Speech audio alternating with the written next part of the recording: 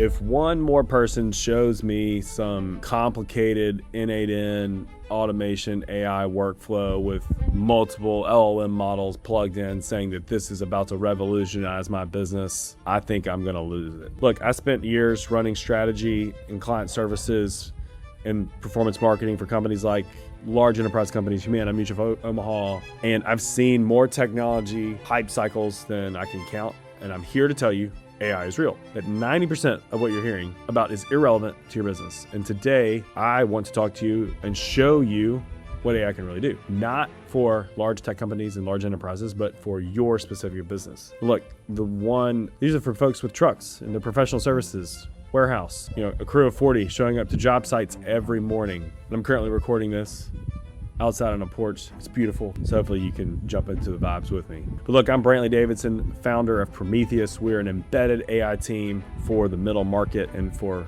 budding enterprises as manufacturers, contractors, distributors, home services, professional services, the companies that are running the economy, but never get talked about at large conferences. And here's what I see every week. Smart leaders and operators running $20 to $200 million businesses. They've either piloted AI and they're not really sure where to go next, or they're frozen because it changes all the time and they don't know where to start. I started this series, AI for the Rest of Us, to cut through the noise and give you exactly what you need, which is clarity. So let's get into it. First, let me tell you what AI is not going to do for your business.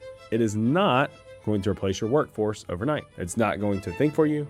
It's not going to fix a broken process. It'll actually, if you all do things correctly, make broken processes worse, faster. Here's a stat that should sober you up. This is something you've probably all heard.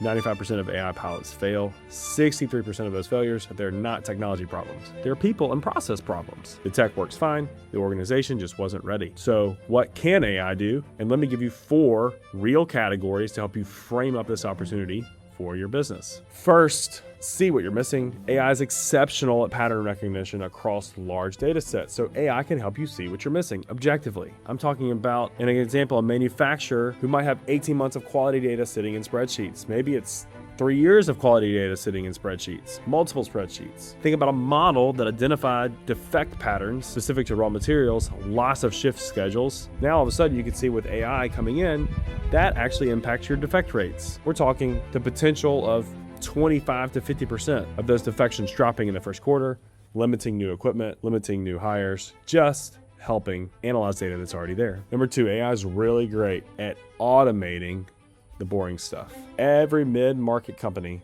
that we talk to, they've got configured systems and they're pretty well configured and they should be well configured. But where is there opportunity for AI to come in and take over those processes to then redeploy the human capital into less boring stuff? I'm talking scheduling optimization in home services, where you could imagine a scenario where lead routing and follow-up is based on human systems. One home services client with the right AI and the right dispatching system could all of a sudden redeploy maybe 5 to 6 hours a day where they're rescheduling their team, and all of a sudden that time gets deployed into customer-focused efforts, exceptions, escalations, the things where it actually takes real human touch to impact acquisition and retention, and there provide the level of customer service that you want your brand to be representing in your local area. Number 3, AI is amazing at predicting instead of reacting. And this is where we get really excited and where our clients get excited. Predictive maintenance, for instance, in manufacturing, knowing that, let's say your machines, when it's going to fail before it fails, or even customer churn, predictive modeling. AI is amazing at handling large data sets and helping to put predictions in place and then the next steps to limit that impact. Number 4, it can make your people better. This is the one that I'm passionate about. This isn't about replacing them. This is the thing that no one wants to talk about. But AI is a force multiplier for your existing team. It's the new office stack on steroids. So think about your best estimator, giving them an AI co-pilot that intakes real conversation history, historical bid information, and immediately gives them real-time pricing to help win more jobs. That's better for you, better for your salespeople, better for the customer. Give them assistance in diagnostics and servicing the best things that they can so that it's a win-win for all. This is automated. And look, this is not a goal of fewer people. It's more about output and better decisions from the people that you already have. So let me get specific. Let's get some real examples and some real numbers. We've worked with a manufacturer close to 80-90 million in revenue, and we used AI to help optimize their product scheduling. They were leaving what we came to estimate around 15 to 20% capacity on the table, and that was just because of really old school Excel-based scheduling. And there was really good intuition with historical managers, but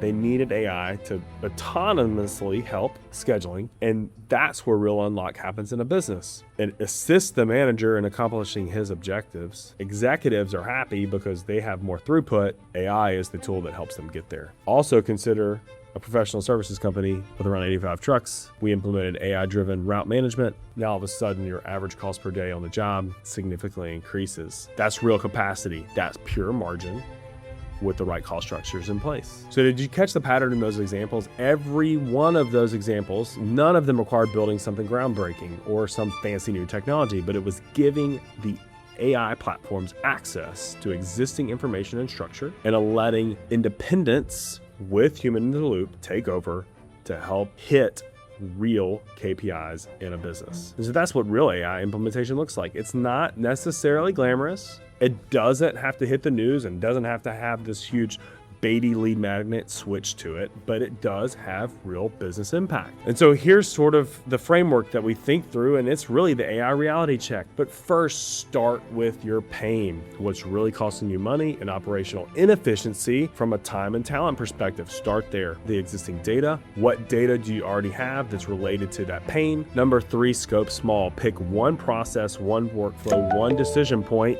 Measure everything forth before doing everything before and after. And number 5, scale what works. Once you prove it, expand from there. And that's it. That's the whole secret. It's not magic. No $1 million platform purchase, just disciplined execution and a proper understanding of where AI can help right now in your business. So if you're watching this and thinking, where do I literally start? Here's what I do. Walk through your business tomorrow with a couple key employees, find a place where the smartest person is doing the dumbest work, and then elevate AI, implement it, and plan, and that's your first AI opportunity. If you want to know exactly where you stand, how ready your business actually is for AI, we've built a free tool called the AI Assessment. It takes about 5 minutes. It's really quick and easy. It'll score your organization across data and things that we see across all of our other clients. It's no sales pitch. It's just a clear picture of where you are. The link's in the description below. Take it, see your score. And if you want to talk about what it means, we're here. Reach out. I would love a chance to chat with you. In the next episode, we're talking about the real cost of not adopting AI. And I'm going to show you the math on what waiting is actually costing you right now. So subscribe so you don't miss it.